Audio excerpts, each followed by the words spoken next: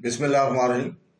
شروع کرتا ہوں اللہ کے نام سے جو بہت بڑا مہربان نہایت رحم والا ہے۔ دوستوں، بہنوں، بھائیوں، بزرگوں، السلام علیکم ورحمۃ اللہ وبرکاتہ۔ تاریخ اسلام میں اس کی قسط نمبر 350 ہم آپ کو خوش آمدید کہتے ہیں، اور اس میں ہم بیان کر رہے ہیں متنصر بن زہر عبیدی کو۔ متنصر کے عہد حکومت میں 433 ہجری میں شام اور دمشق پر عرب قبائل نے قبضہ کر لیا تھا، اور یہ ملک حکومت عبیدیہ سے نکل گیا تھا۔ 440 ہجری میں معز بن بارس نے افریقہ میں علم بغاوت بلند کر کے خلیفہ بغداد کا خطبہ جاری کر دیا تھا۔ اسی اثنا میں وزیر ابو القاسم کو مستنصر نے معزول کر کے حسین بن علی تازوردی کو قلمدان وزارت عطا کیا، اور عربوں کی ایک جماعت کو جن میں رابع اور بطون ہلال کے افراد شامل تھے، افریقہ کی جانب روانہ کیا تھا۔ ان لوگوں نے علاقہ برقہ میں پہنچ کر طرح اقامت ڈالی تھی اور افریقہ پر حملہ آور ہونے کا خیال ترک کر دیا۔ مستنصر نے یہ دیکھ کر غلاموں کی خریداری شروع کر دی تھی اور 23,000 غلام خرید لیے۔ ادھر مذکورہ عرب قبائل نے برقہ میں قیامت ڈالنے کے بعد بطور خود پیش قدمی کر کے 446 میں طرابلس پر قبضہ کر لیا، اور بنور ابا نے وہاں اپنی حکومت قائم کر لی تھی۔ بنور ربا نے مقام ادج میں اپنی حکومت قائم کی۔ بنی عدی نے تمام ملک افریقہ میں قتل و غارت کا بازار گرم کیا۔ پھر ان عرب سرداروں نے ایک سفارت معزز بن کر بارز کے خدمت میں بھیجی۔ معز نے اس سفارت کے خوب مدارت اور خاطر کی، اور اس کی امید ہوئی کہ اب یہ اپنی لوٹ مار اور قتل و فساد سے باز رہیں گے، مگر انہوں نے اپنے اس پیشہ کو ترک نہ کیا تھا۔ اسی طرح چنانچہ معز بن بارس نے سنائی یا جات وغیرہ قبائل بربر کے 30,000 آدمیوں کو ہمراہ لے کر ان عربوں کی سرکوبی کا عزم کیا۔ عرب جو اس کے مقابلے میں آئے صرف 3,000 تھے، مگر لڑائی کا نتیجہ یہ ہوا کہ معز کو شکست فاش ہوئی۔ معز بن بارس نے فرار ہو کر کیروان میں پناہ لی۔ اس کے بعد معز نے پھر قبائل بربر کی زبردست فوج لے کر 10 ذی الحج 446 کو بروز عید الاضحیٰ عربوں پر حملہ کر دیا۔ اس مرتبہ بھی اس کو شکست ہوئی۔ تیسری مرتبہ اس نے پھر حملہ کیا، اور اس مرتبہ بھی عرب فتح مند ہوئے اور کیروان تک معز کا تعاقب کیا، اور شہر باجہ پر عربوں کے سردار یونس بن یحییٰ کا قبضہ ہو گیا۔ آخر یہ ہوا کہ معز بن بارس 449 ہجری میں کیروان کو چھوڑ کر مدیہ چلا گیا، اور یونس بن یحییٰ نے کیروان پر قبضہ کر لیا۔ ادھر کیرا کی یہ حالت تھی کہ مستنصر کی ماں اپنے بیٹے سے جو حکم چاہتی تھی صادر کرا دیتی۔ اس طرح اس کا اثر اور اقتدار بہت ترقی کر گیا تھا۔ دوسری طرف وزرائے سلطنت اپنی حفاظت کے مد نظر رکھ کر شاہی فوج میں ترکوں کو بھرتی کرتے رہتے تھے۔ اس طرح فوج میں 3 زبردست طاقتیں موجود تھیں۔ ایک جمع اور دانی غلاموں کی طاقت تھی، یہ لوگ تعداد میں بہت زیادہ تھے۔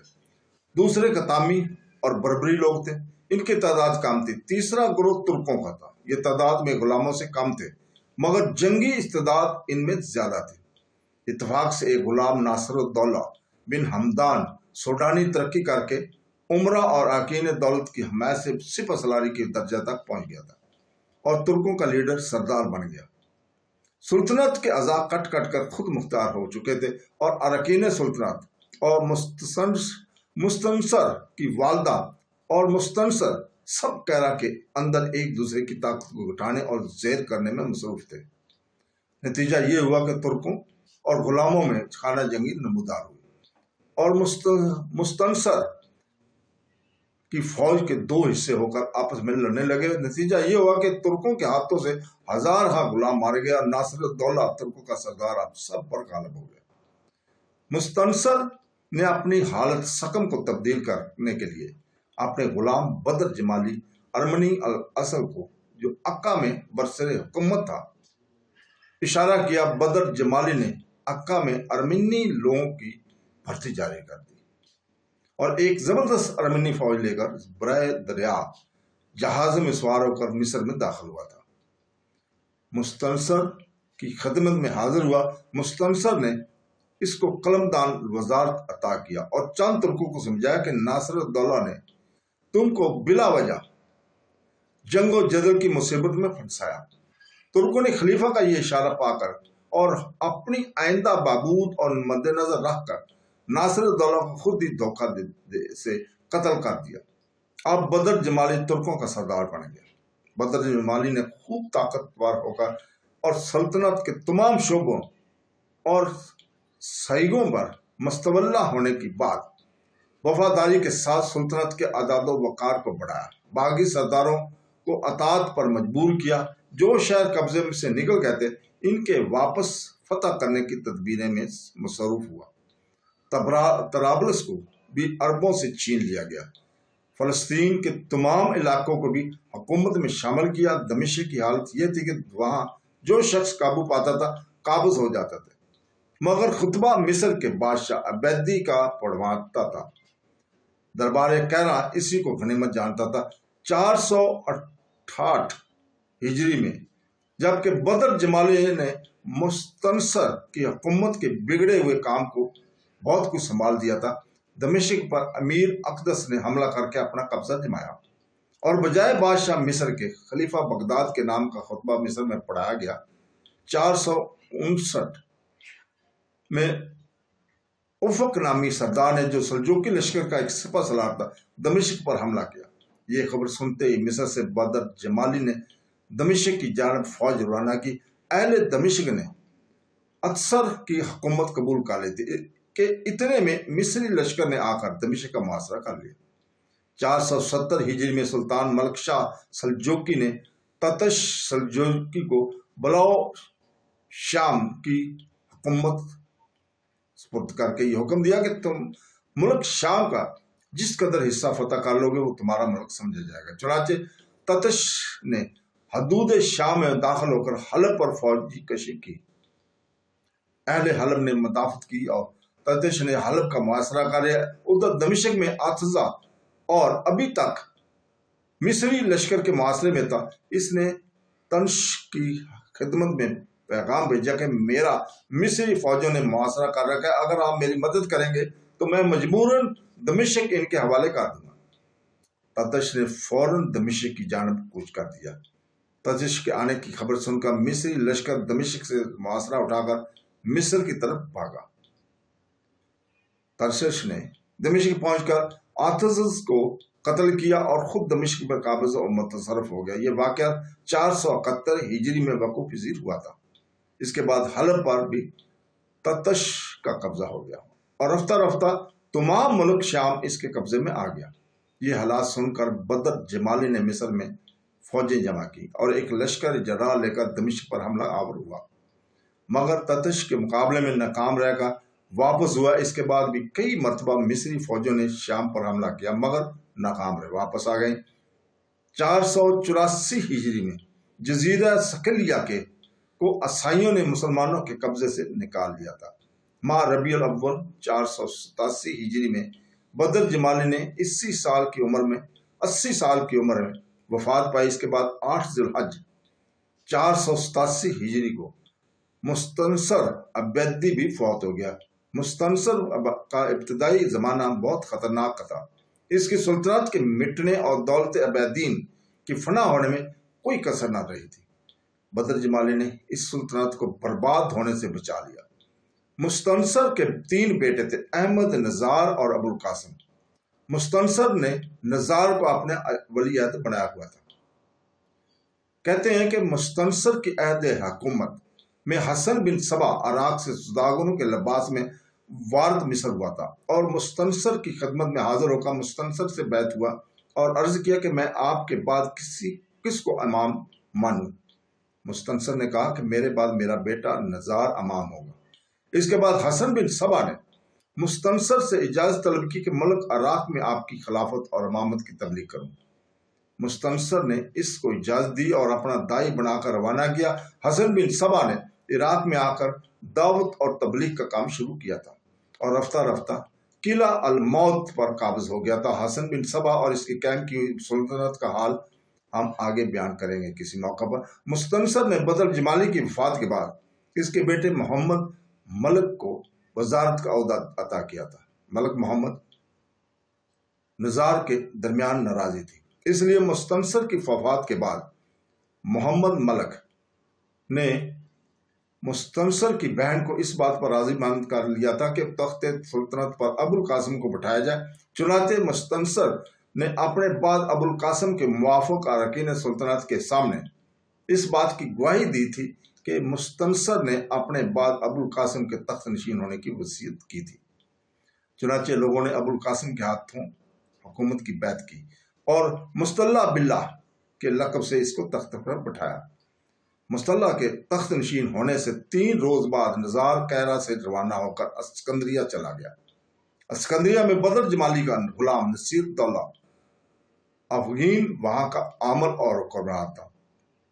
وہ یہ سن کر ابو القاسم کے تخت نشین ہوا ہے باغی ہو گیا اور نزار کو مستحق حکومت سمجھ کر اس کا معید بن گیا۔ نصیر الدولہ نے اسکندریہ میں نزار کو تخت نشین کرا کر اس کی بیعت کی اور مصطفیٰ الدین اس کا لقب مقرر کیا۔ یہ خبر قاہرہ میں پہنچی تو وزیر سلطنت محمد ملک فوج لے کر نزار کی سرکوبی کے لیے روانہ ہوا اور جا کر اسکندریہ کا محاصرہ کر لیا۔ شدت محاصرے سے تنگ آ کر معصورین نے امن کی درخواست کی اور اسکندریہ محمد ملک کے سپرد کر دیا گیا۔ وزیر السلطنت محمد ملک نے نزار کو گرفتار کر کے قاہرہ بھیج دیا گیا۔ مستلح نے نزار کو بلا توقف قتل کرا دیا۔ اس کے بعد وزیر السلطنت اپنے ہمراہ نصیر الدولہ افغین کو لیے ہوئے قاہرہ پہنچا۔ مستلح نے افغین کو بھی قتل کرا دیا۔ اس کے بعد کسیلہ نامی ایک شخص جو شہر سور کا والی تھا باغی ہو گیا۔ اس کی سرکوبی کے لیے فوج روانہ ہوئی۔ بڑی خونریزی کے بعد کسیلہ گرفتار ہو کر قاہرہ آیا اور مستلح کے حکم سے مقتول ہوا۔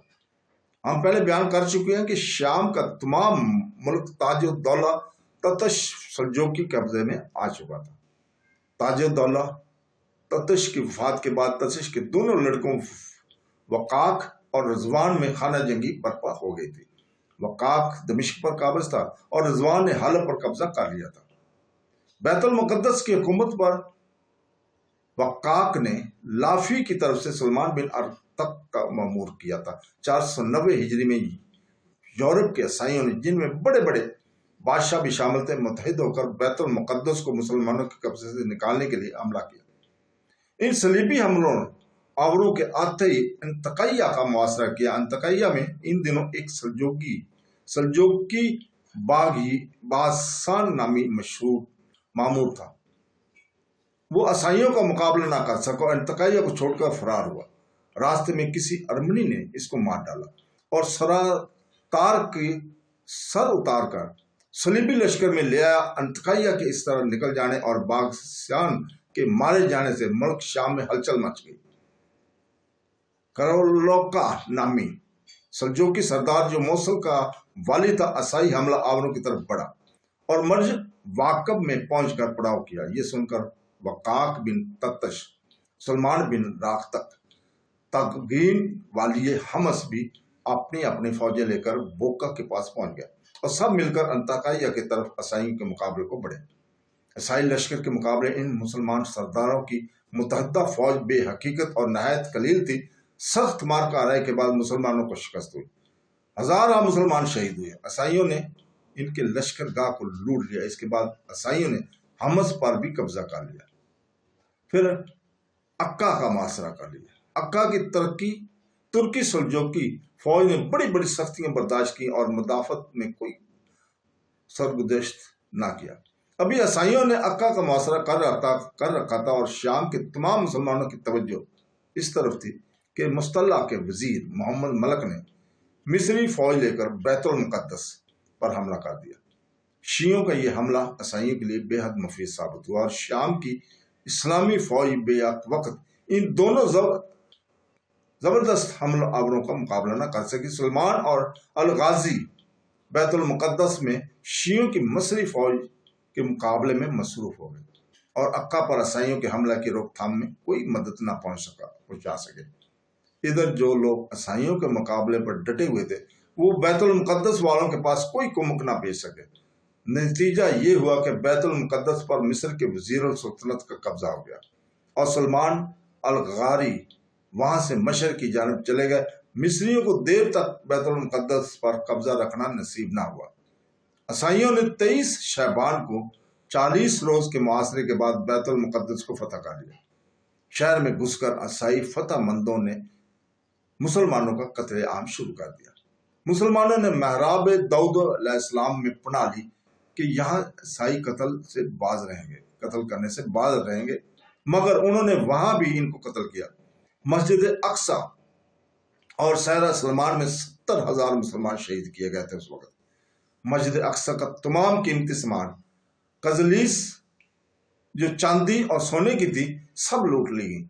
इस हंगामा में लातादाद मुसलमान शहीद हुए। बैतुल मुकद्दस के जिस कदर मुसलमान किसी न किसी तरह बचकर भाग सके, वो बहालते परेशान बगदाद पहुंचे और वहां ईसाइयों की इन मजालम और मुसलमानों की बर्बादी का हाल खलीफा बगदाद को सुनाया।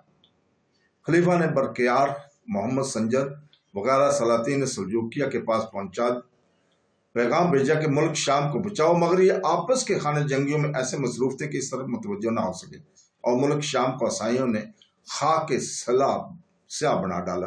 वजीर सुल्तनत मिस्र, जिसने मुसलमानों के कब्जे से बैतुल मुकद्दस को लेकर ईसाइयों के हाथ फतह करा दिया, ये खबर सुनकर मिस्र से फौज लेकर चला कि बैतुल मुकद्दस को ईसाइयों से फतह करे, लेकिन ईसाइयों ने इसके आने की खबर सुनकर आगे बढ़कर मिस्री फौज को शिकस्त फाज देकर भागा दिया और भागते हुओं में से भी किसी को बचकर न जाने दिया। चंद आदमियों के साथ वजीर सुल्तनत मिस्र पहुंचा। इसके बाद ईसाइयों ने अस्कलान का मुआसरा किया और 1000 दिनार तावान लेकर वहां से वो वापस हुए थे। 15 माह सफर 495 को मुस्तला ने वफात पाई और इसका बेटा अबू अली, इसकी उम्र 5 साल की थी, तख्त पर बैठाया गया और अमर बहकाम अल्लाह इसका लक़ब मुकर्रर किया गया। तो दोस्तों, इसके साथ ही हम इजाज़त चाहते हैं। अल्लाह हाफ़िज़।